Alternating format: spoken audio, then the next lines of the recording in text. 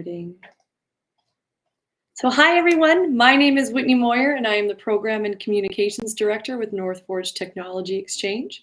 We respectfully acknowledge that we are meeting virtually on the ancestral lands on Treaty 1 territory, the traditional gathering place of the Anishinaabe, Cree, Oji-Cree, Dakota, and Dene people, and the traditional homeland of the Red River Métis Nation.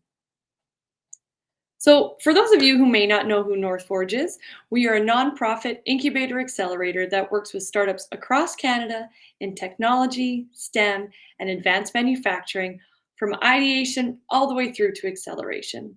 We fuel Canada's innovation economy, providing founders with experienced mentors, entrepreneurs in residence, growth coaches, and a unique online 4-stage founders program. Over the past 3 years, we've worked with over 280 companies who have created over 1,700 jobs. We are armed with North America's largest fabrication lab and operate out of 35,000 square feet across 2 locations in Winnipeg, Manitoba, and a location up in Thompson, Manitoba. As the world continues to evolve and embrace technology, entrepreneurship is a vital part of the global economy. North Forge has taken significant steps to support and educate global entrepreneurs with our new program, the Global Entrepreneurship Initiative. This remarkable program is consisting of 32 on-demand webinars and extensive resources, all accessible through an online portal, which is designed to support and educate innovative entrepreneurs who wish to start a business here in Canada. Now, while the program is open to everyone, with the primary focus is on women entrepreneurs in tech, advanced manufacturing, and STEM. We are committed to providing a safe and culturally inclusive environment. North Forge is also a designated incubator by the IRCC for the Startup Visa program to ensure that qualified applicants have access to strong programming and support, along with a robust network here in Canada. So this is what all brings us here today. So as part of GEI, for those who have been to our other roundtables before, we host these every 3 weeks with pertinent topics to building a business here in Canada. So this one is on shifting your mindset, negotiation, and business growth. We are going to have 2 wonderful presenters for you today, and there will be time for question and answer period at the end of the event. So please make sure you put your questions in the Q&A tab on the right side of your screen. When the presenters do come on, there will be a presentation to be shared for our second presenter. So when she comes on, make sure you click the 4 arrows in the top right-hand corner. So for everyone who is in attendance today, we'll be putting your name in to win a free membership or a free mentorship from one of our amazing presenters, and we'll contact that winner after the event. So I want to introduce our first speaker today, Joanne Zook. Joanne is a strategist, consultant, and speaker who works with organizations and entrepreneurs that are committed to strengthening community, advancing equality, and building a more inclusive future. She has extensive experience in the areas of strategic planning, organizational culture change, women's leadership, and negotiation. She is a creator of the Fearless Negotiation series of courses for women and author of over 50 articles about negotiation and strategy. Prior to her role as a consultant, Joanne spent more than 16 years as a senior and executive leader in the Manitoba Public Service, and 5 of those as an instructor at Red River College Polytechnic and the University of Winnipeg. She has experience with multiple innovation methodologies, including lean human-centered design and innovation engineering. She holds a Bachelor of Arts in Psychology, Bachelor of Science, Biology, Master's in Public Administration, Business Administration, and Executive Leadership certificate. She's married with 2 adult daughters and loves to go on epic cycling adventures with her husband. With all of that said, Joanne, I would love to welcome you to the stage. Perfect. I am going to leave the floor to be yours, and I'll turn off my mic and camera. Thank you. I didn't even realize that was my bio. It's always funny to hear it back. And we are literally on an epic cycling. We're on a 3.5-week cycling adventure right now. So thank you for popping in. Yeah, absolutely. We're in the mountains of Idaho near Yellowstone National Park. It's gorgeous here. And my husband is asleep in the bed with earplugs and a face and a sleep mask on right now. So it's that bio is very true. So thank you, Whitney. It's great to be here. And yeah, I will just dive right in. Um, yeah, as Whitney shared, I am a strategist. Most of my days are spent working with large organizations, but my passion project is really building negotiation skills and teaching, especially women and folks from historically marginalized backgrounds, the skills and the confidence to negotiate. And so I had contributed one of the sessions for the Global Entrepreneurship Initiative, and I'm excited to be here today to talk to you about negotiation. My practice tends to focus on women's experience in negotiation, but it really does apply across the board. And so today, what I want to talk about is some of the blind spots that, regardless of what your experience is growing up, blind spots that may be preventing you from optimizing your business deals as entrepreneurs or future entrepreneurs. I also want to talk about strategies that really help you to align with your core values and your empathy, which are critical for negotiation. And I really, of course, look forward to the Q&A part at the end. That's where the gold comes in. So when we talk about negotiation, it really, really matters, especially in small business. When we look across the board in 2022, only 13 of the global Fortune 500 companies were led by women. That means, 95% of Fortune 500 CEOs are men. Female founders account for only about 2% of venture capital funding in the United States. I'm not sure about the Canadian equivalent, probably the same. And female entrepreneurs earn about $68,000 less than male entrepreneurs. So really significant differences, and those are in the same types of fields. Negotiation is one of those skill sets that is the most important for business owners to understand and apply every single day if they're really looking to grow and scale their businesses. And I know, some entrepreneurs get into it because it's a side hustle, or it's something that's fun and it occupies a passion project. But to really grow that into a profitable, and I stress that word, but profitable business, we need to embrace all of the skills that are necessary. And negotiation is really, really important. Um, but we have different experiences with negotiation. So, as women, we often grow up feeling uh, subdued when it comes to negotiation. Part of this comes from how we are raised. Between the ages of 5 and 9, we know that children who are raised as girls learn to not negotiate. At the age of 5, girls and boys negotiate exactly the same. They're audacious. They ask for whatever it is that they want. They have, no qualms about demanding or asking or requesting the, things that would make their lives amazing. But by the age of 9, there's a significant difference in how girls and kids from historically marginalized backgrounds apply in, or how they interact, how they behave in negotiation situations. And I'm talking simple things like just, asking for where you'd like to go for dinner. By the age of 9, girls stop effectively negotiating. They stop asking for what they want. If they are in a position where they do need to request something, they negotiate for significantly less than boys, and they negotiate for significantly even more less, if that makes sense, when they're in situations with male counterparts. So when they're negotiating with a male. And so this early behavior change, these influences affect especially women and folks from historically marginalized backgrounds throughout our lives. Men have very different experiences. They are encouraged to negotiate and ask for what they want and be more assertive or aggressive, depending on the culture, in terms of going after what it is that they want.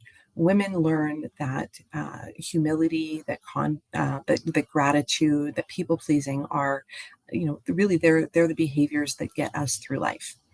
And so when I teach about negotiation, I often spend a lot of time talking about the blind spots. And ironically, the blind spots that women have are the flip side of the blind spots that men have. So I'll talk about both this morning.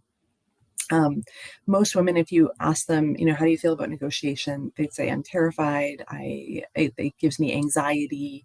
It makes me really uncomfortable. I'm afraid I will, lose the deal. I'm afraid that I'm going to ruin my reputation. Like all of these fears come up. And when Teresa speaks in a few minutes, she's going to talk about man's mindset. And that's a part of what helps you to overcome the blind spots and these fears that we have about negotiation. But in my practice, what I've identified is 5 particular ones that continuously come up over and over and over again. And for most people, they're going to come up in different combinations. They're going to come up in different ways, but we are not immune to them, and we can't immunize ourselves against them. We can work on them. We can be aware of them. We can work with them, but we can't really, wave our magic wand and no longer have them. So for women, the blind spots are gratitude, humility, generosity, people pleasing, and faith. And I'll go through each of those. For men, it's empathy, which is the biggest one, and a close second is core values. And again, I'll go through those in a few minutes. So being able to harness those blind spots and work them to your advantage is really the key to successful negotiation. Negotiation, by the way, is really just two people coming together and working toward a mutually beneficial outcome. So deciding that they want to, in the case of entrepreneurship, deciding that you want to work together, you're going to supply something or the other person's going to supply something. Maybe it's money changing hands, maybe it's labor changing hands. It could be, in the case of partnership, it really doesn't have to be just about the purchase of a particular product or service. But when we decide that we want to work together, and we decide that a relationship is foundational to that, that opens a beautiful opportunity for a negotiation. So in the earlier, before this presentation started, I was chatting in one of the breakout rooms with a fellow consultant, and we laughed to say, basically consulting is one big negotiation. It's one big development of relationship that continues to negotiate the fine terms of a deal and the changes to the deal over time. And we really need to think about negotiation as a daily practice and not something that just happens, once in a while, but rather to use these skills every day. So blind spots. Gratitude is by far, one of the top ones I hear, especially from women. I hear that, I'm so grateful for the opportunity. As especially new entrepreneurs, you might be willing to offer your service, your product. Women tend to be in service-based businesses at a much higher rate. I think around 70% of female entrepreneurs work in service. But you might be willing to offer that at a much lower rate because you're grateful for the opportunity. You're grateful for the chance to demonstrate your expertise. So gratitude is a big one, and we can be grateful and ask for more. And this is something that we all need to work on. Humility is the second one. From the time girls are little, they're taught to be humble, to never brag. If you've ever had teenage daughters, I have two they're no longer teenagers, they're 20 and 22, but that they hold each other to account for this. I'll overhear my kids, or I would have heard my kids talking when they lived with us, saying, oh, that person so-and-so, she thinks she's all that. Girls especially do not allow each other to step beyond that level of humility. And so we really internalize that as adults, and humility becomes something that we struggle with in a negotiation. We need to be able to talk about the successes that we've had, the skills that we bring, the transformation we provide, whatever it is that we are selling. But the humility is something that gets in the way of that. And that little voice in our mind saying, don't brag about what you do, it's not appropriate, is an absolute blind spot that often we're not aware of. The third one is generosity. And in our society, women are cultivated to give of themselves. So, if you are a mother, that your children come before you, your spouse comes before you, like everybody comes before you. There's a vast burning out of women around the world right now because the expectations that society places on us and that we place on ourselves of being very generous, both with our time, our energy, what we give is a priority, and we're seen to be virtuous if we are very generous. This is detrimental in a negotiation. You do not want to be more generous than the other person that you're negotiating with. You want to come out of that deal with a balanced deal that feels generous on both sides, if you will. Trust or faith is another of the blind spots. And this is where we have these expectations that others internalize the same things about us as we do about them. So often we've been raised to give people the benefit of the doubt, to assume that they meant to be fair in their offer, maybe. And we have this faith that things will work out in the end. And this often comes and catches us at the end of a negotiation once we move into the actual like penning of the deal, getting things in writing, and then holding one another to account for the terms of the negotiation, which is still part of the negotiation. Often this trust blind spot comes up where we assume, even though we talked about these particular aspects being part of our agreement, but they're not in the written document. I'm going to trust, I'm going to believe that that person's going to be true to their word, instead of insisting in a respectful way that we actually document that and ensure that it's legally binding and that we're able to, secure that particular benefit on a go forward basis. So this is a big one. We are reluctant to hold people to account, often because we believe the best in them, and we believe that they have our interests at heart too. And then the final big one for women is people pleasing. And this is totally an adaptive behavior. If you're not a people pleaser on the playground when you are 9 years old, chances are you're the recipient of a lot of dodgeballs. You're not popular. You're not included. And inclusion is such an important part of our childhood experience that most women go through this deep, you know, uh, uh, initiation into people pleasing. I want to say initiation as children. We learn that it is the way to retain friends. It is the way to help people like us instead of letting them like us for the things that we do and deliver, and not having to go above and beyond. So these are the ones that sabotage women. On the other hand, men will struggle with two key factors that encompass a lot. Again, I'm not the expert in men's negotiation, but when we look at the literature, there are two areas that Harvard School of Business teaches on: empathy and core values. And so, and we know those are key to a successful negotiation.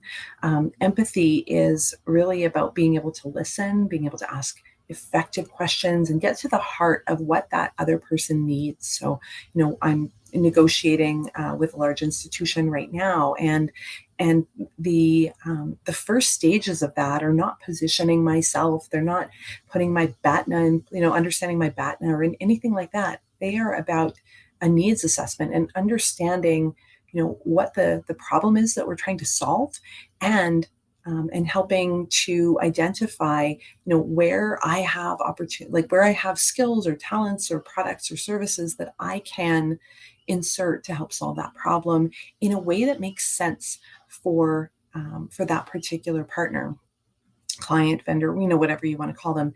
Um, and so empathy is what allows us to do that. Empathy is that four-step process of listening, asking questions, paraphrasing, and really validating their experience.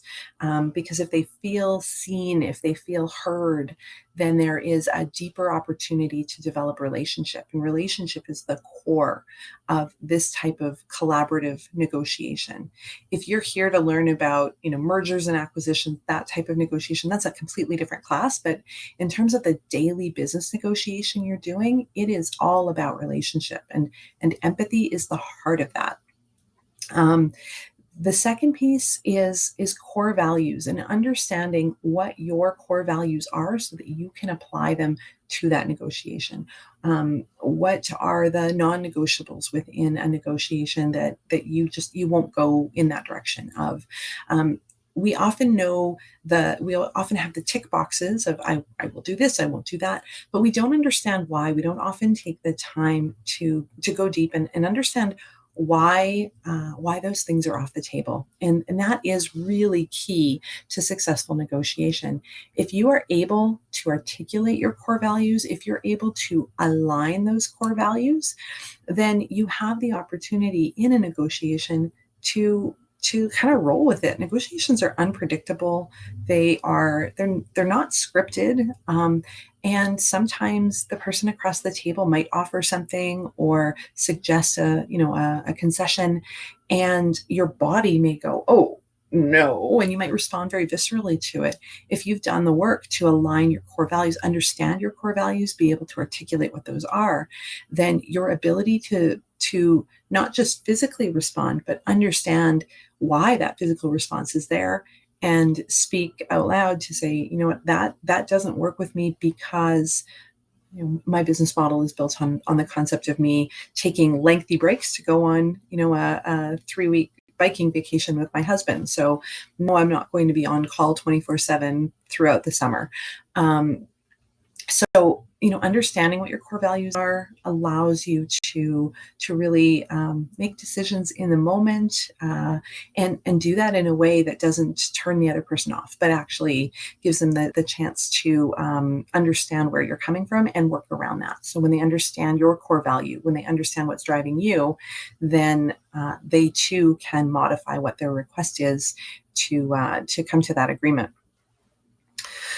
So we're almost out of time. I think we have 3 minutes. I have 3 minutes left here. So the thing I want to leave you with is going into a negotiation. Oh, and first of all, you can always go back and watch that video where I think it's a full hour of the process of negotiations. So, but just for you this morning, some of the key things that I think are really relevant, regardless of who you are, what you do, but going into what you perceive to be a tough conversation, I would say there are 5 steps that I would leave you with. The first is go in knowing your ideal outcome. So I recently sat down I'm initiating a multi-year consulting agreement with someone with a large organization. And I spent a lot of time in advance, before we even had the initial conversation, laying out exactly what my ideal outcome is. And the second step here is exploring why it's ideal. So this type of an organization I have worked with as a consultant, and I've worked for as as an employee in the past. And so I explored what I was looking for, why I was looking for that particular outcome, why it fits with my lifestyle right now, why it fits with my business model, what it allows me to do, the flexibility that matters to me, so that when I went into the conversation, even though we are months away from penning a deal, I was prepared to put a halt on anything that I knew was going to be non-negotiable and steer the conversation in a direction that would be more optimal for me.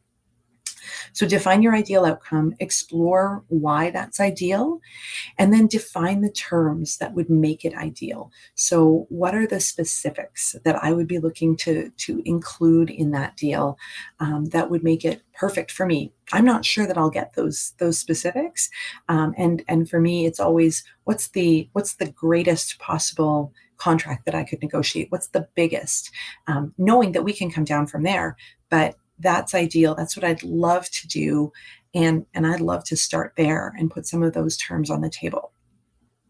Secondly, number 4 is consider the values at the heart of those terms. What is driving me, and which of those terms are negotiable, which are non-negotiable, which would be really nice to have. So even though, again, I'm months out from signing a deal with this organization, this is the conversation I continue to have with myself before I go into that conversation with that particular client, to prepare mentally for what might come up. And also, for me, being aware of my blind spots. So as a consultant, you're living not paycheck to paycheck, but contracts take some time to come through. So as contracts are winding up, you're always looking for more work. Gratitude and people pleasing are ones that will often come up for me, and so I really have to make sure that I am being reinforcing the strengths that I have, and ensuring that I know that I've done this work before. I am well known for it. I am excellent at it. I'm confident in my ability. And no, I don't have to be grateful to be having this conversation with them and exploring the potential for this contract. So I think I'm going to end it there. I assume Whitney's going to come back up right away. But yeah, I look forward to the questions in a few minutes. Awesome. Thank you so much, Joanne. We really appreciate it. Before I let you go, there is one question that popped on here. So before it gets lost a little bit later on, it says, sorry, what are the core values? So you did talk about core values. Would you be able to quickly? Well, there are no specific core values. There are only your core values, right? So we each as individuals, we value, and your core values will change throughout your life. So, if you're at a time in your life where we had a student in our breakout group in the morning. If you are a single person going to school looking for opportunities, your values might be focused on, learning and growth and exploration of the world, right? I would say a couple of years ago for me, when my kids were at home and there were all of the related, just kids are expensive, right? So stability was important to me. The ability to balance my time was really important to me. So every period of your life, you will identify with different core values. Brene Brown has, if you just Google core values, Brene Brown, I think there's a list of like 200 of them. Great exercise to go through and just highlight the ones that right now resonate for you, and then highlight and pull out the ones that you say are top 5 that are non-negotiable particularly in a negotiation setting. Which ones have to be honored and which ones would feel really undignified if you weren't able to live those values in your work. Thank you so much. I'm glad we just touched on that while it was still fresh and still pertinent. So thank you again, Joanne. I'll get you to turn off your mic in your video, and we'll bring you back up when it comes to the Q&A at the end. So we have our second presenter today. So I want to introduce Teresa Shaver. Teresa is a business and mindset success coach, passionate about helping entrepreneurs to transform their lives and their businesses. She has been involved in at least 5 startups, including one that changed her life. Moving to Canada in 1999 to start a brand new company, she arrived with 2 suitcases and $1,000 to her name, starting with no clients, no staff, no phone, and has built this business into $4 million a year business in 18 months with a team of 14. Teresa started business coaching new startups in 2009, and she has a number of coaching designations, skills, and the business experience to help startups build what they want for their business and life.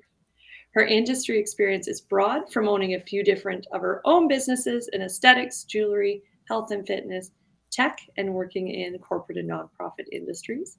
The fundamental elements of business successes are the same across the businesses, with a few tweaks here and there. Business strategy combined with mindset is what she also loves working in. So if any of you have been to a few of our other presentations, you will remember Teresa. So Teresa, I will leave you to have the floor, and I'll turn off my mic and my video. Thank you very much. Thank you. Hello, everybody. So nice to be here again. I'm going to just open up my screen and get to the right presentation. So give me 1 second to make sure that it's all correct. So let's see.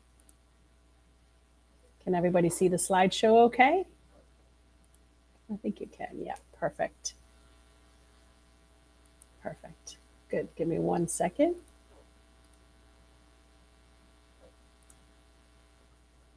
So what I'd like to talk about is a topic that's near and dear to my heart. It is all about how your mindset impacts the growth and the trajectory of your business journey.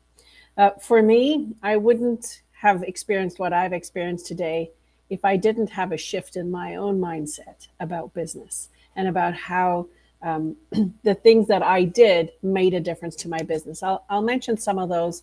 And many of you probably, understand the brevity or the importance of having the right mindset. And particularly if you're even thinking of making the shift to a new country. So as Whitney said, when I got here, I didn't have anything. I had 2 suitcases. I'd sold everything. And I was like, here I am coming. And I was coming on a work permit for 18 months. When I think back now to that time, I was like, wow, I was really brave and courageous to just pick up and leave without knowing what the end game was going to be. I was lucky that I certainly, I got a job offer. I got to stay here. I got my permanent residence. And I'm so grateful to having the opportunity to live in Canada. And I would choose it all over again. It wasn't easy when I started out because I knew nothing about what I was coming into. The easiest thing was that I could understand the language. Even understanding the language, we use different words in England than you do here. And I was from South Africa before that. So it was very different culture. But again, it was fairly easy for me to settle in. Some of that was just keeping that open mindset and really just focusing on, what I could do as a person to really, adopt my new country. So I'm trying to figure out how I'm going to advance these slides. So give me 1 second. I don't see that it's moving. Hopefully that is moving. So I'm going to talk about shifting your mindset, the importance of mindset in achieving your business success. And mindset is the key driver of innovation and growth for you and your business. So first off, what is mindset in the context of business, and how does it impact decision-making, problem-solving, and risk-taking? Well, the impact is significant. Mindset has a profound impact on business success because it shapes how you as a business owner approach challenges, how you make critical decisions, and how you drive innovation. Having that positive and adaptable mindset empowers you to perceive obstacles as avenues for growing rather than avenues for taking aback or obstacles. So this type of mindset, it really promotes, continuous learning, resilience, flexibility, enables you and your business to swiftly change markets and seize any emerging opportunities. A positive mindset fosters an environment that values experimentation, learning from setbacks, and continuing to contribute to a culture of innovation. It also encourages effective teamwork, transparent communication, and a readiness to take well-considered and calculated risks, and collectively fostering a dynamic and future-focused business landscape. So fostering this adaptable mindset in you and across your organization or your family, even as you move countries, really is a powerful strategy because it helps you enhance your problem-solving, strategic thinking abilities, and your overall business and life accomplishments, right? So your mindset isn't solely about cognitive processes, though. It is also about emotions and the motivations to propel your actions. Think of mindset on a spectrum. On one end lies the fixed mindset, and then on the other end lies the growth mindset. This is where you believe your capacity to cultivate your strengths is something that you can do. You know that you can do it through effort and through learning. So the concepts of fixed and growth mindsets were first developed by psychologist Carol Dweck through her extensive research on motivation and achievement. Carol Dweck introduced these ideas in her groundbreaking book called Mindset, the New Psychology of Success. It was published in 2006. In this book, her research showed that people with a growth mindset tend to achieve higher levels of success, resilience, and overall well-being, and that they approach life with a more positive attitude. They're more willing to take on challenges and are better equipped to adapt to a changing circumstances. So how does this impact decision-making? Well, if you are leaning more towards a fixed mindset, you will shy away from unfamiliar terrain, you will fear failure, and you will fear the exposure of your limitations. You're fearful of your limitations. The avoidance of failure will outshadow or overshadow you pursuing any opportunities. If you have a growth mindset, you love challenges. You want to seize the challenges. You are open to learning. You want to grow, and you're more inclined to make decisions that push you forward, even though it's uncomfortable.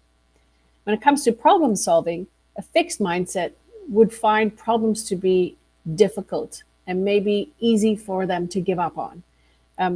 The belief is that you have this inability to adapt, like you can't handle the change. With a growth mindset, you are challenged by the determination that you have to reach those challenges. You welcome problems because it helps you stretch, it helps you become innovative, and also helps you be creative.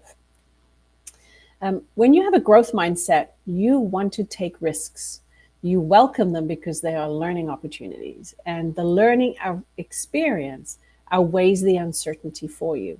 As you grow, then those outcomes become. So that's how it really affects you as a business owner. This is one of my favorite quotes that I actually use for myself. Henry Ford was the inventor of the car. So if you think you can or you think you can't, you are right. So whenever I run into a time or run into a situation where I can't, or I feel like I can't do something, I always think of this quote, because I'm going, okay, whichever way you're thinking about this, you are right. So how do you actually want to think about the challenge that you have? And then I adapt my mindset and what I'm going to do accordingly. So here's some differences between the growth mindset and the fixed mindset. As someone with a growth mindset, you are, they're two different approaches so growth and fixed mindset are two different approaches to challenges, to failures, and to personal development. And this is within the context of business, but this also matters in life as well. They play a critical role in determining how you respond to setbacks and opportunities, which does influence your success and growth. So a growth mindset is characterized by the belief that intelligence, skills, and abilities can be developed and grown through effort, practice, and learning. When you have a growth mindset, you view challenges as stepping stones to your improvement. You embrace failures as opportunity to learn and to grow your skills. You like to learn from your failures. You understand that success is a result of consistent efforts and dedication, and you are willing to invest the time and the energy into mastering your skills, even if progress is slow. You are also resilient, and you are adaptable in the face of challenges. Now, I'm going to say this as being a little bit biased towards people that are thinking of emigrating here. You're probably taking one of the biggest risks you've ever taken in your life.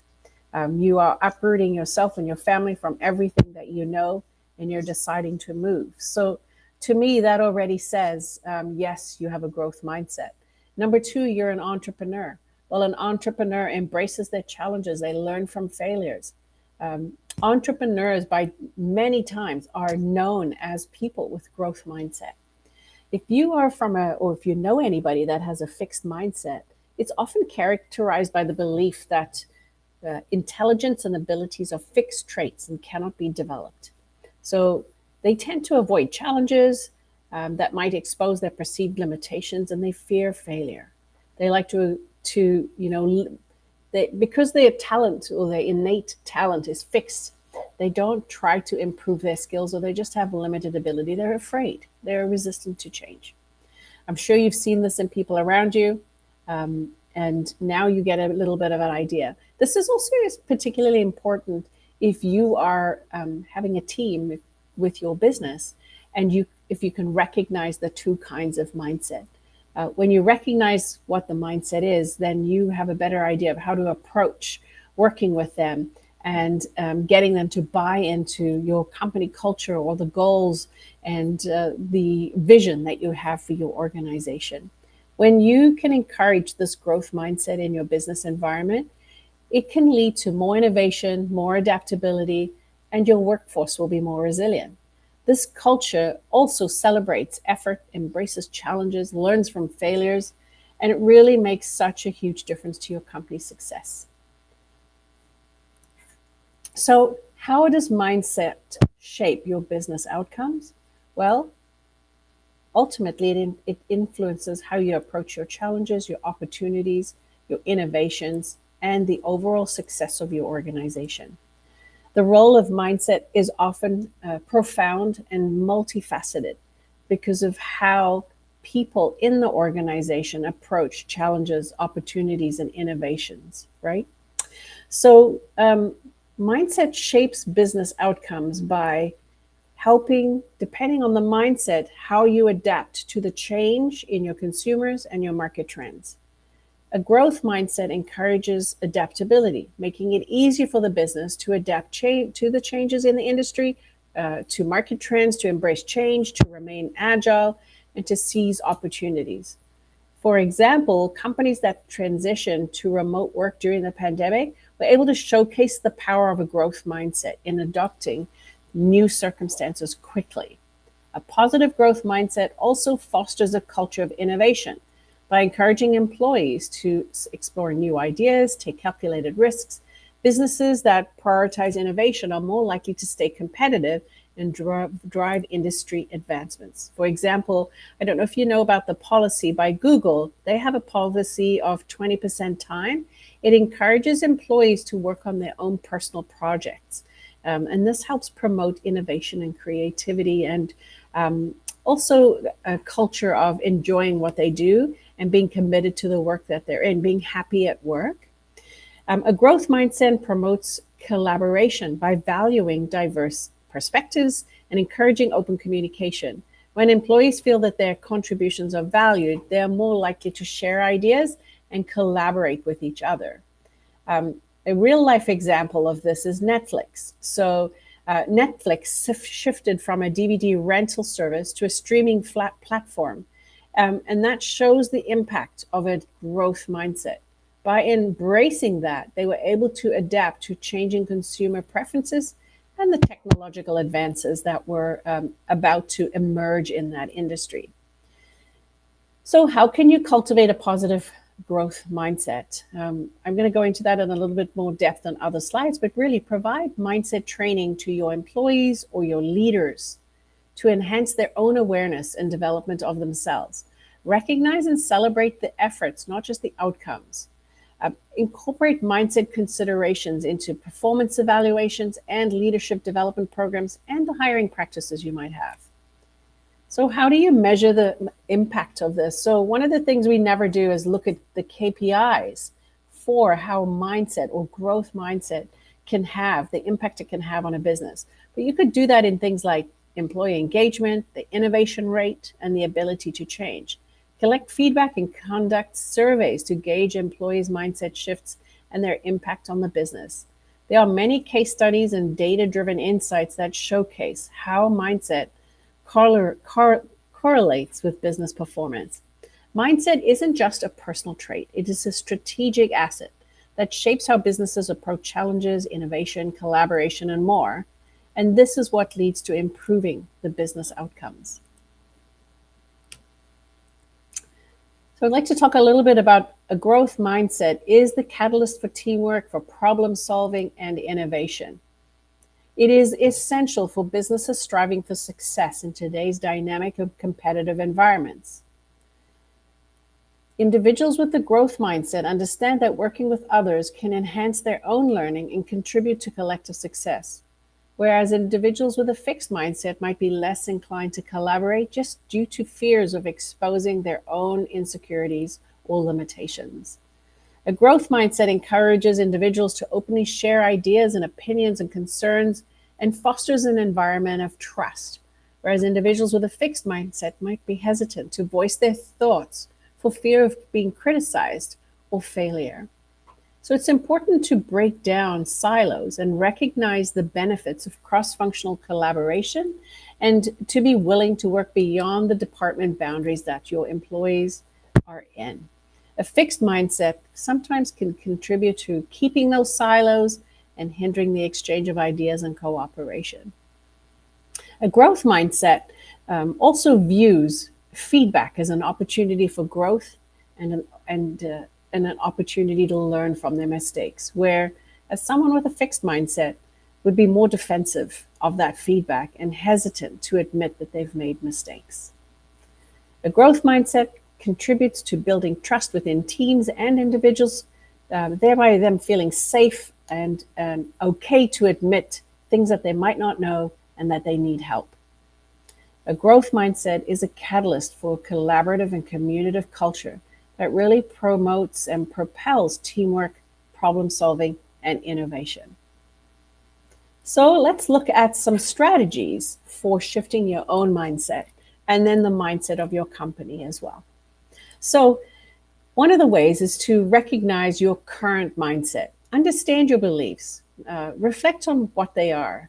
What do you believe about your abilities, your challenges, and your ability to learn? Are you inclined to see them as fixed or changeable? Recognize that some of your beliefs could hinder the progress you want to make.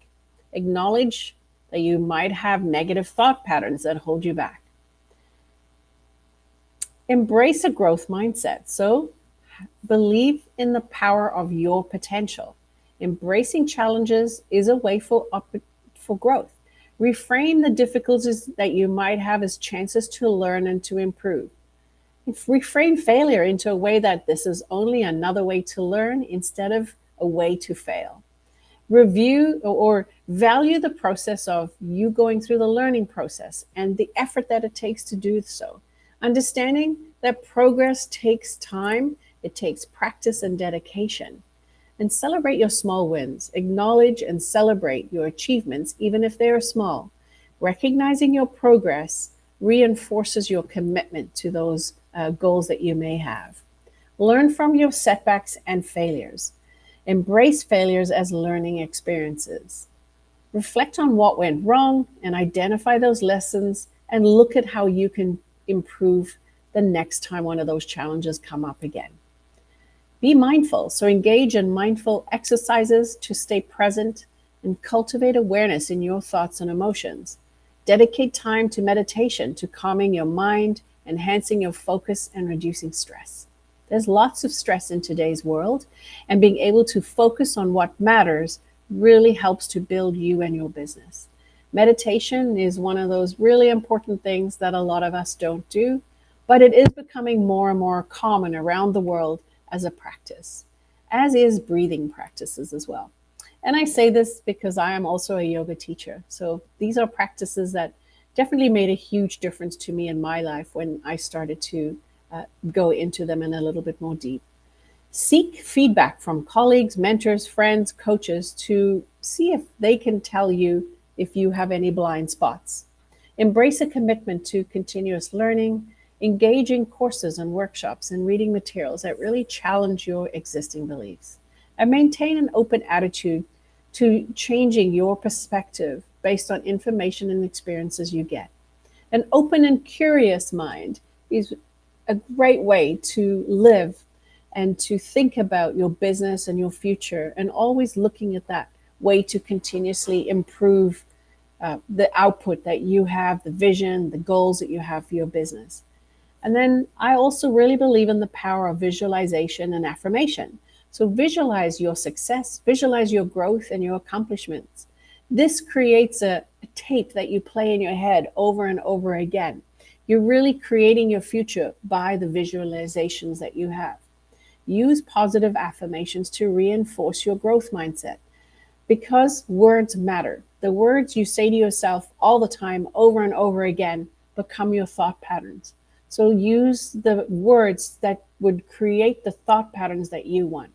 By incorporating these strategies into your daily routine, you can transform your mindset, you can foster that personal growth that you're looking for, and really unlock new opportunities for you as a business owner and as someone who is, wanting to get the best and the most out of life.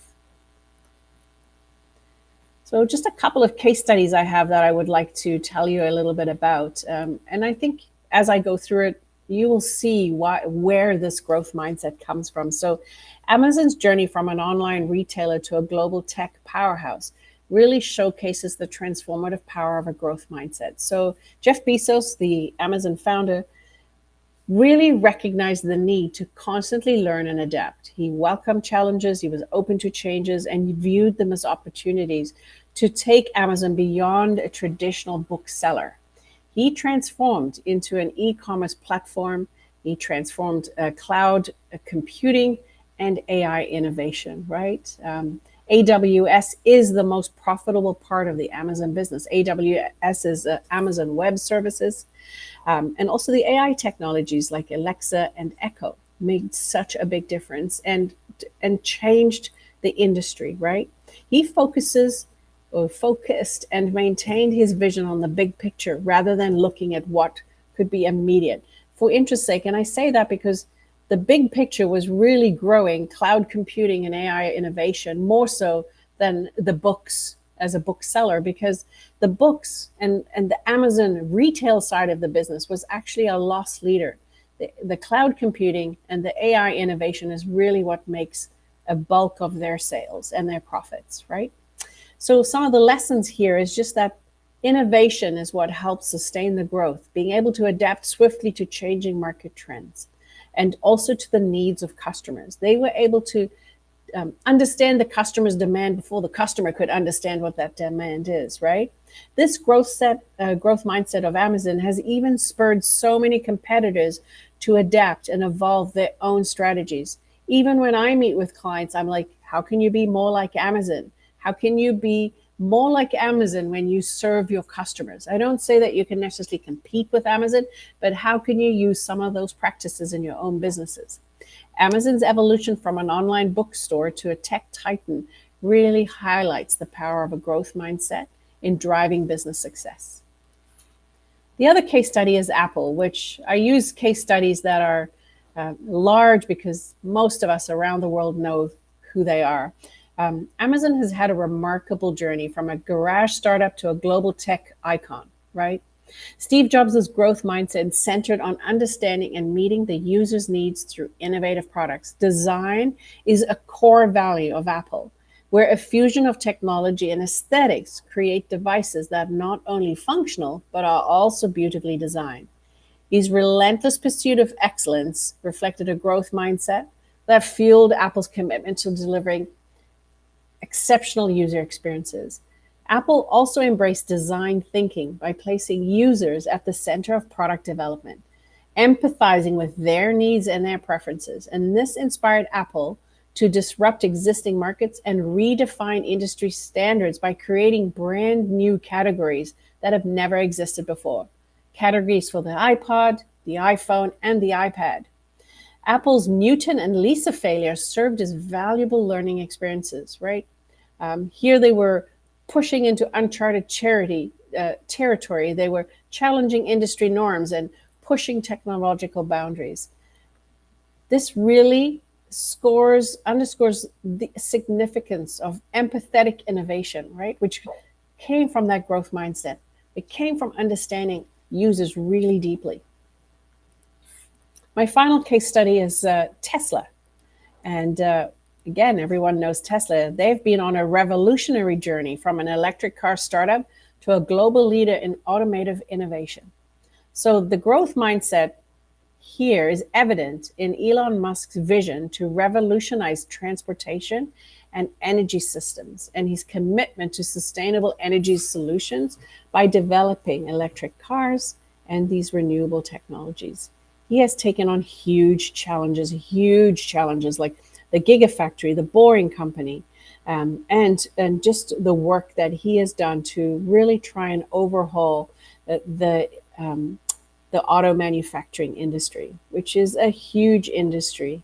And there's a lot to come down the pipeline. I mean, he's really trying to create a paradigm shift here by challenging the conventional notions of driving and safety.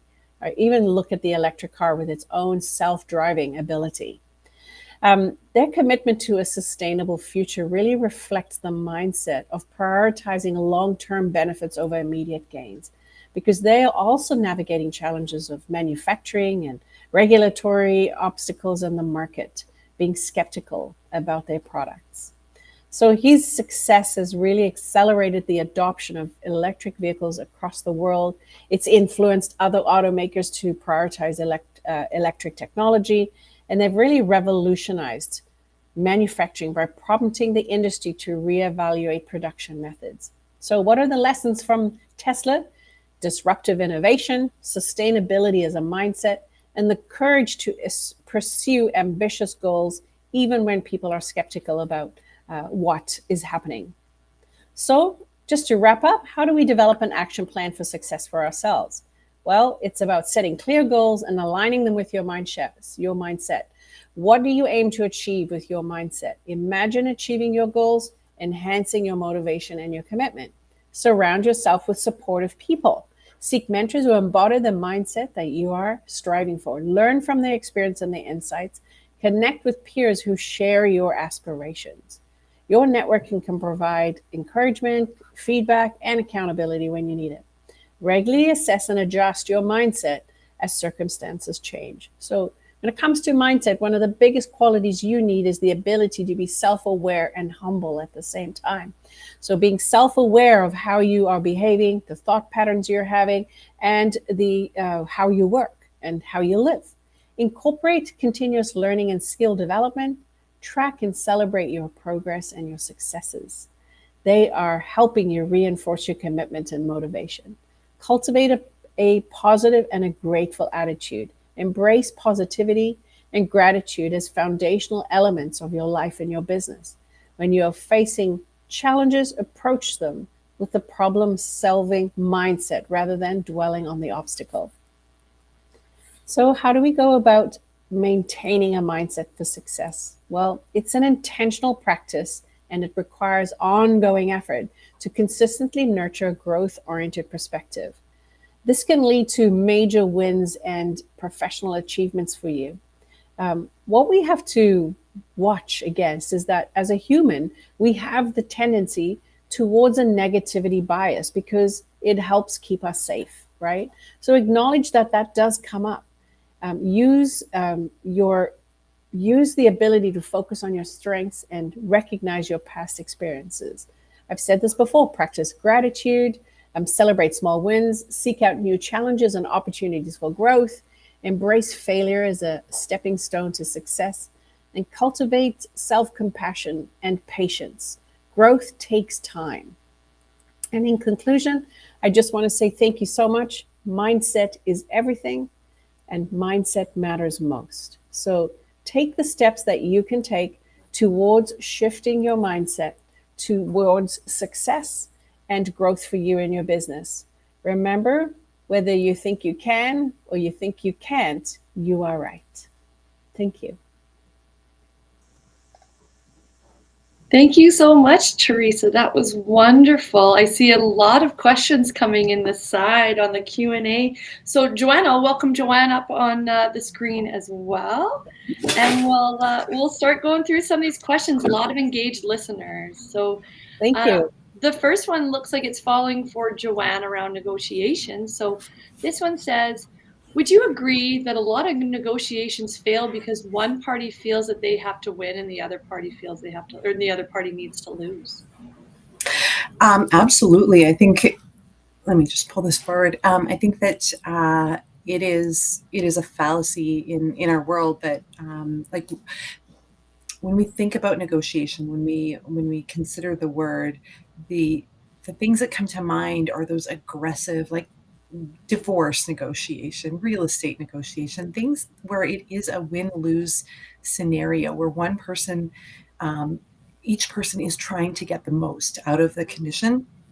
And so, yeah, I think it's a risk in any negotiation that somebody, like one of the two parties, approaches it in that win-lose sort of scenario. If you find you are, I think the question that they want the answer to is, what if I find myself in this situation?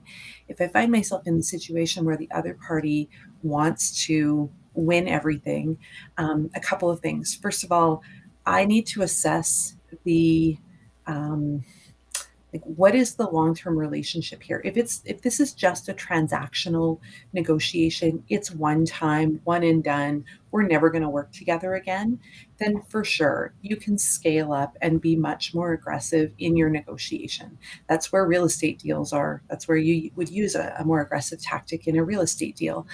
But when we're talking about a negotiation where a relationship is forming and maybe you look into the long view and you see the opportunity to work with this person or this company for a number of years, a number of renewed contracts, there's value in spending the time to build the relation. Like, you can do it innocuously. You can move them toward a win-win approach by building the relationship, by spending the time getting to know them, what their priorities are. I mean, ultimately, the deal isn't the deal until you both sign it, until it's inked.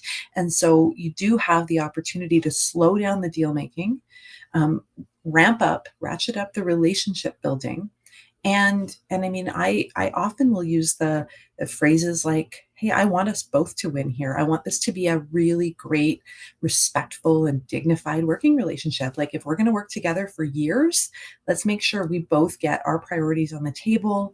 Like, you don't have to. Part of your strategy might be helping that other person come to more of a win-win mindset in that situation, but also reflecting that if you're working with this person and all they want to do is take, that is a really good indicator. If you can't move the needle in terms of their approach to the negotiation, then you're going to be going through this every single time. There are other opportunities. There are other partners out there for you. I know it may not feel like that in the moment, but and you have to make a decision as to whether you're willing to engage in a negotiation, in an agreement with a company or a person who's taking a really aggressive stance, knowing that you're setting boundaries and you're letting them erode your boundaries potentially in this particular circumstance, because it's hard to walk back from that. If you've given a phenomenal deal, or you've given up a lot of concessions in your first agreement with them, well, they're going to want more the next time. So it's standing up for yourself, advocating for a fair deal. I mean, I like to say, I want this to feel generous to both of us. I want this to be a great working relationship, and that comes with us both feeling, respected and dignified. Those are words that I will always use. I think that we can all identify with them, and we all want to feel those things. Great response. Thank you so much, Joanne. Thank you for that. Teresa, I believe this next question comes over to you. So, what techniques can business professionals use to overcome the fear of failure, embrace culture or calculated risks? So some of the ideas I have is start by by managing the risks to build your confidence. So gather some data and insights to help you make informed decisions. Understand the potential for rewards and for consequences. Maybe define your goals clearly and the objectives that you have before taking a risk.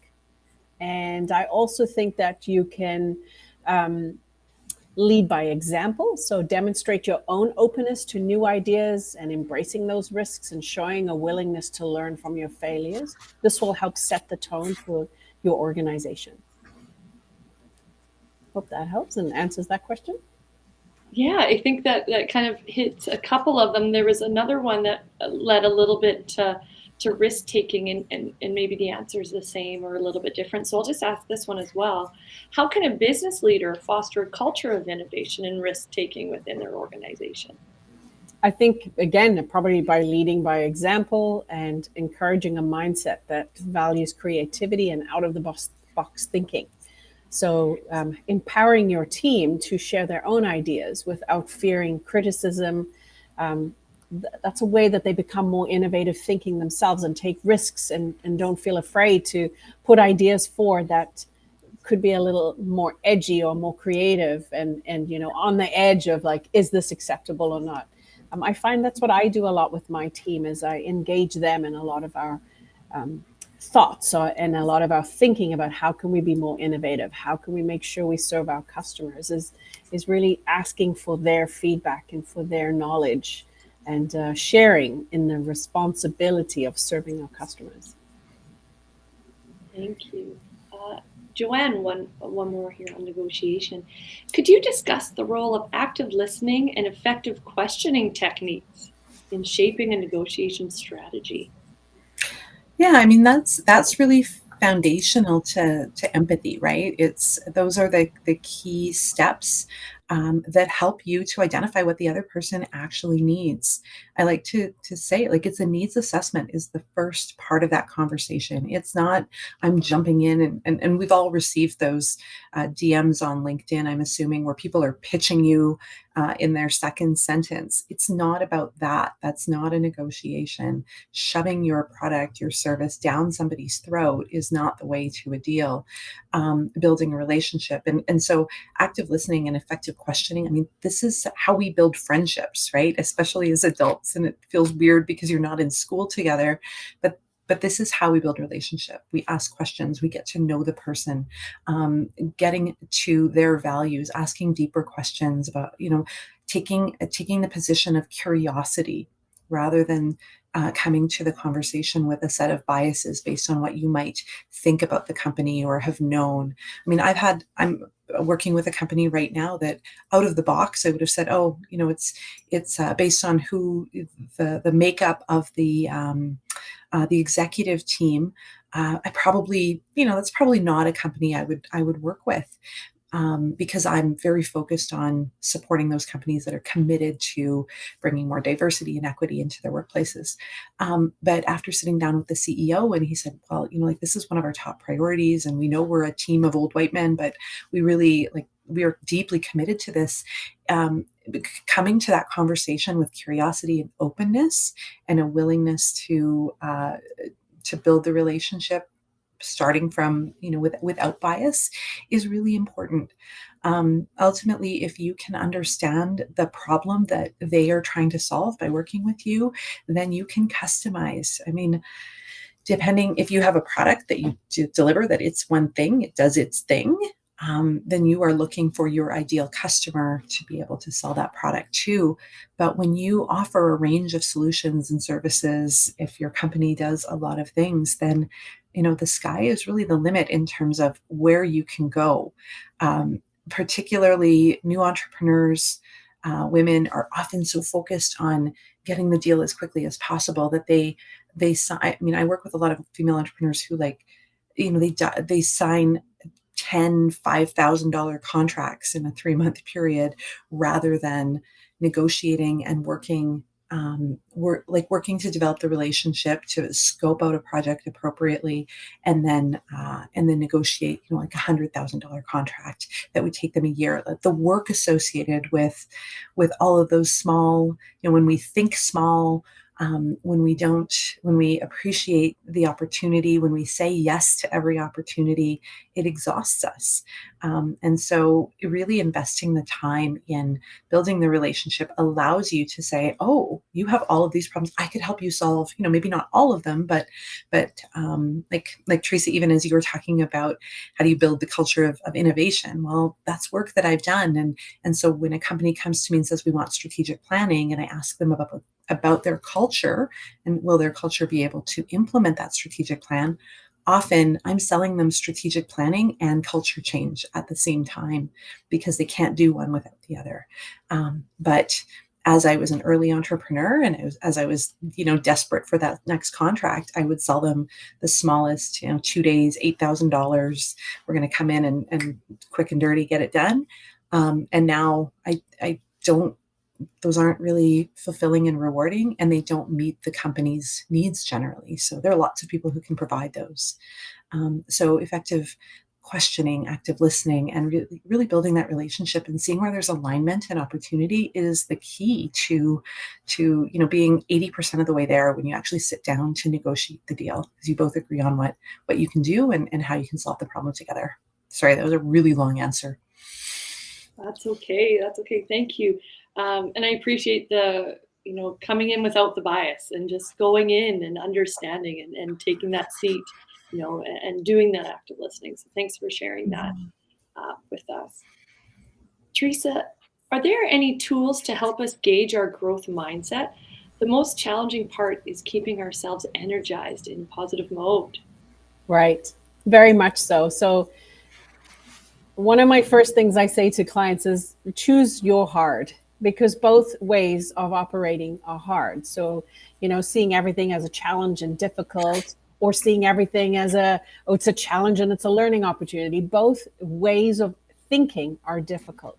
but which one do you want to really put your energy into? So when I look at the tools that I use, and for me, it's things of setting a practice of continuous learning, setting a practice of like what I will commit to for my business growth, what I want to commit to for my life, my health, my mental health, my energy. So my energy comes from how I look after myself. It comes from the people I surround myself with. It comes from the things that I'm passionate about. So, what tools can you use that make you feel passionate and engaged and in love with your life? Yes, it is hard to keep you. It can be hard to keep yourself motivated and energized, but those are the things that you need to decide that you want to commit to. Do you want to commit to feeling great and energized and positive about your life and your business, or do you want to just let life happen to you and just wake up and go, oh goodness, it's another day. Got to deal with this and that. Choose your heart that you want to commit to. And yes, either path is not easy, but it can be done. Thank you. Joanne, we're going to jump back to you. I'll just be going back and forth. That's what I'm just going to keep doing this. Here's a really good one. How do you determine the optimal timing and location for initiating a negotiation, and why is that important? Well, think about yourself, right? Think about when people approach you out of the blue. Maybe you're at a conference and people want to have a conversation in that moment. When I worked in corporate, I would often say, please don't give me an idea when I'm walking purposefully to a meeting or on the way to the restroom. Like, the idea that we're going to start a conversation when I'm not mentally prepared for it can be overwhelming and jarring, but also it weakens your position to take somebody by surprise. So in terms of determining it, like, put yourself in their shoes. Understand, if you're if you're building the relationship and you've been building it for some time, gauging whether they are ready to have that conversation or not will come easier. If this is you're starting out cold, then I would absolutely make it easy for them to say yes to sitting down with you. So, if maybe you met them at a conference and you want to now pitch them on your idea or have a conversation that would lead to a discussion about what how you might work together, then a follow-up email with, like, not 20 pages, but a couple of key points. Say, it was great to meet you here. We started a conversation. I'd love to continue that conversation and discuss, opportunities to potentially work together. Like, don't put the pressure of, we're going to negotiate this day. And I have time next Wednesday, Thursday, Friday in the afternoons. Do any of those work? If not, let me know or provide me with some timing that does, or here's a link to my calendar booking site. Making it as easy for them as possible to initiate that. We do so much electronically, right? The first conversation is key. If you're initiating it, if you're the one that's coming to that conversation, and wanting to start it off. And use timing to your advantage. So, I mean, if you do negotiation education at a post-secondary institution, one of the things you're going to hear is deadlines make deals, right? And maybe, some of you are nodding. Oh yeah, I've heard that, right? Deadlines make deals, but only if they are actually genuine. And so if you're faking it and you're like, oh, this deal is only available to you until Friday at 4 p.m., that's not genuine. You're not really building the relationship. It doesn't help. If deadlines make deals legitimately because my calendar is actually booking up into the next fiscal year, and if this is a priority for you, then we need to have conversations within the next 3 weeks. Then you can absolutely use that advantage of saying, like, we need to get in a room, we need to hammer this out, and move forward. Like, I can only hold the time so far in the future, but don't milk that because it's a tactic, right? If the relationship really matters, then if the contract really matters in terms of a long-term view for your company, then plan to take your time with the negotiation. Negotiation is rarely one conversation. It is multiple conversations. It might involve lawyers. It's not something you're going to bang out in an afternoon over gin and tonic at the hotel bar. These are things that take time. So be prepared to take that time, and that, even coming back to Teresa's comments, like the mindset that you bring to that is you are always negotiating. There is always that opportunity to find one more thing that you could build into the plan. And so the time that you take, there's a limit to that time. And sometimes you realize you're just having conversations and it's not going anywhere. You need to cut that off.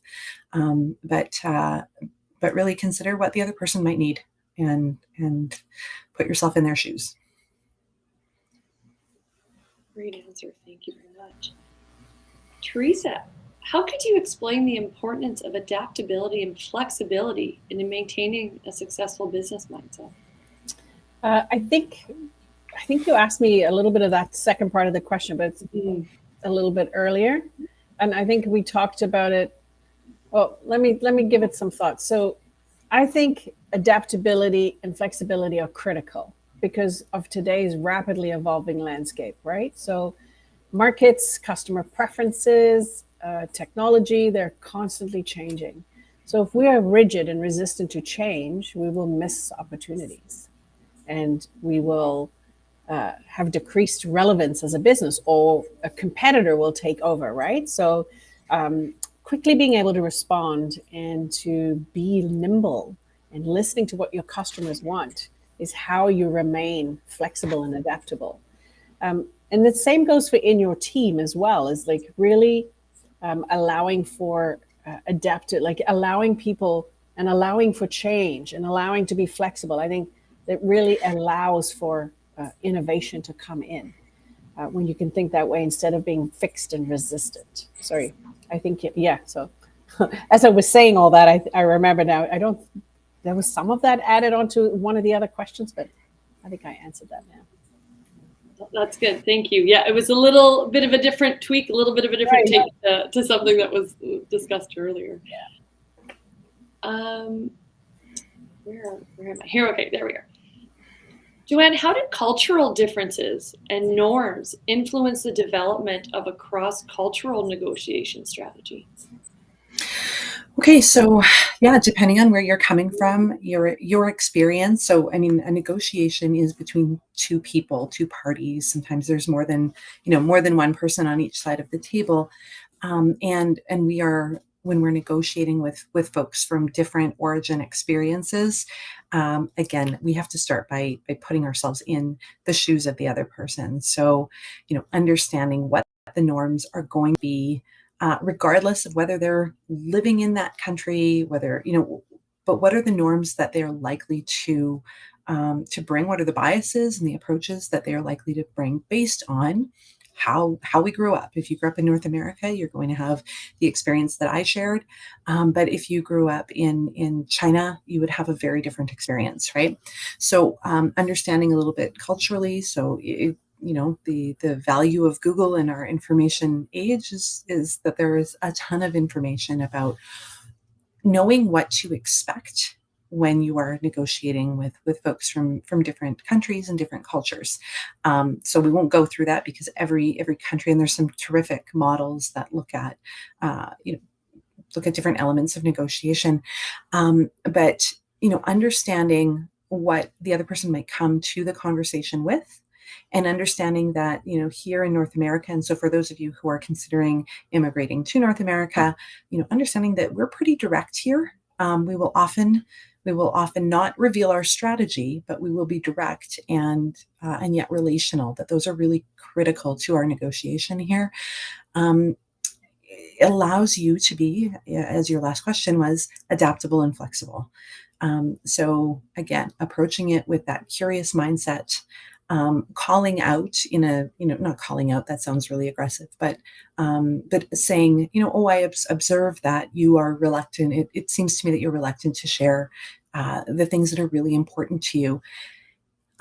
But for us to work effectively together, I would really like to understand what matters to you. If you're negotiating with somebody who comes from a culture where that's negotiation is not well supported, um, if you're negotiating with someone who is very aggressive, similar to the first question you asked me, approaching it from the perspective of, I really want to build a good relationship here. I believe that that's the foundation for a great working relationship. So, while I respect that you're coming at me very quickly with a lot of terms, I want to take my time and walk through those and discuss them and make sure we understand what we're getting into. So understanding yourself and as much as you can about where the other person's coming from and being really aware. I mean, you can't just like dial it in for a negotiation. You need to be in that conversation and testing your assumptions against what's actually happening, because you may read all of these articles about what it might be to negotiate with someone from Saudi Arabia, and then the person that you have in the room might bring a completely different style. So always focusing on, what do you hope to achieve, and what's how might you need to modify your behavior to get there is really critical. Thanks, Joanne. We've got a couple questions left in the Q&A. We only have about 10 minutes left for the event as a whole, so I'm going to try and knock off a couple more here before we wrap up. Teresa, what steps can be taken to maintain ethical integrity while pursuing business goals and opportunities? Well, to me, again, I think it's the guiding principles and goals that you have for yourself, your core values, the mission and vision you have for your business. For me, that's what I would use as my guiding compass or North Star about how I want to show up and behave in the world, both as a business strategy and personally. So when it comes to the, maintaining that integrity, it's, who do you want to be known for? What's the reputation you want? How do you want to show up as a brand and as a business? How do you want your staff to think of you, your team to think of you? How do you want people to know who you are? So to me, that really creates the implications depending on how you're going to behave and show up. So it's something that you have a total 100% responsibility for. But it really is a question back to people, is like, how do you want to be known? How do you want to show up? How do you want your business to be known? And then using those principles, those goals, that vision, that mission, that's how you show up for your business. That's how you grow your business. That's how you operate in business. And to keep on the ethical side of things, Joanne, could you discuss the ethical implications involved in building and implementing a negotiation strategy? Yeah, so this is hard because sometimes when you're negotiating with someone else, you recognize partway through that they suck at negotiation, that they are not like that they're shrinking away, that they're accepting a deal that is not good, and that if you are in a skilled position in with respect to negotiation skills, you can take advantage of them. And so this is a point of decision for you. If it's a one-time, time-limited deal, that might be a decision you're comfortable with. I'm just going to get a great deal here, and that person can learn. I think that as a woman who seeks to see other women be successful, other entrepreneurship is hard, and we've all accepted deals where at the end of it, we're working for 50 cents an hour because we didn't scope the piece properly, or the work is just well beyond what we had agreed to. And so I believe that there's a moral obligation that we have when we find ourselves with people who are really struggling. It doesn't mean giving away everything, but asking the simple question of, what would actually make a difference for you in this agreement? Because it feels like you're giving a lot, and I want to make sure that this is going to be an agreement that works for you as well. Especially if this is a relationship-based contract or negotiation, the worst thing that can come out for you if you're depending on them and you're not paying them very well, or the terms are really awful for them, ultimately it's going to lead to resentment.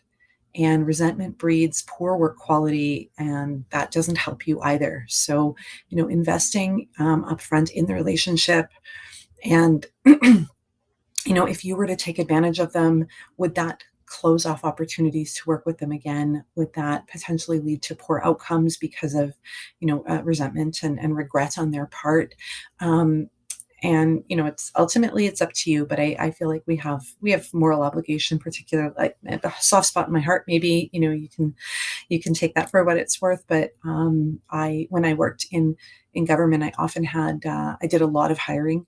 I had hundreds of hiring competitions, and only one woman ever negotiated her salary. So after a period of time, I started not accepting their acceptance. I'd offer them the job. And then they would say, okay, I'm happy to take it with exactly what you said. And I would say, no, actually, you're gonna take this offer. You're gonna say, thank you very much. We'll redo this phone call. Thank you very much. I will call you back tomorrow and discuss the offer, and really just encourage them to come back with a better thought out approach, ask for what they felt they deserved, right? I think that those practices are the ones that open doors for people and teach them that they are valuable and worthwhile. It makes them bring more to the workplace. It brings it whenever we value people, it brings out the best in them. So this is an opportunity to start off a relationship on a good foot. So it's up to you if you want to take advantage, but I never think that that's a great idea personally. Thank you, guys. 2 questions left in here, about 3.5 minutes to go. Teresa, this one's for you. It's around lean startup. So how do you set up your lean startup way? And it says, this is important for startup ways. And what is your lean highlight point to success? I'm not sure really you getting asked that that one. question. Maybe you can pop in the chat and kind of expand on the question around lean startups. How do you set up your lean startup way? I'm not sure I understand. This is important for startup ways. What is your lean highlight points in that success? Yeah. Maybe while we're waiting for that person maybe to hop into the chat, I'll ask the last question here around negotiation, and then we'll come back to that, Teresa. So I won't close that one out yet. Sure. Joanne, if you're able to give me a couple points, what are some strategies that you have used to promote accountability in negotiation from the outset and show that you have accountable boundaries yourself? Yeah, that's a great question. So accountable would be, so sorry, ask the question one more time. Just want to make sure I get both parts. Yeah, you bet.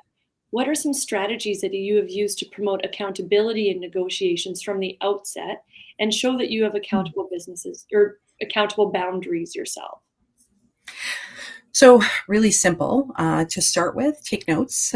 When I negotiate, and it doesn't have to be fancy. I'm sure there's systems that can manage this, but when I start working with a potential client, I open a new Word document and I start recording notes from every conversation. I record notes about what we agreed to, what the client or potential client said they were looking for, and also any follow-ups. So recording that conversation, not necessarily audio recording it, but recording notes about it, following up is absolutely key. Putting things in writing. So I will often follow up after the conversation with a note to say, okay, so it looks like we covered a lot in this conversation. I'd like to confirm my assumptions based on this. Please respond to that and continue working in a visible way. And not hiding things behind, what I think you might have said, and then continue building from there. So I always keep that one document and continue to add to it, and that way I can pull content out over and over again. Saying what you're going to do and doing what you're going to say is accountable, and things, when you say something is a non-negotiable, it needs to be aligned to your core values, and it needs to be non-negotiable. And so the moment you start letting those things slip, then you are at risk of being, taken advantage of on many different fronts. Thank you very much. And I don't see a response to our question there, Teresa, but I see the countdowns coming on the side here. Okay. With less than a minute to go. So Joanne and Teresa, I want to thank you both so much for being such strong supporters of North Forge and our GI program, and for joining us today. Teresa, for your multiple times, and Joanne, for taking the time on your road trip. We really appreciate you both coming out and presenting for us today. I do want to say that the winners of our mentorship are Ali, Reza, and Koji. So Nermeen Saad will be reaching out to you. I just want to say, thank you everyone for coming out and for joining us. Joanne and Teresa, again, a big round of applause for you. Thank you, everyone. Thank you, everybody. It was great. Enjoy the rest of your day, everybody. Have a great day. Take care. Thank you. Bye-bye. Bye. Bye.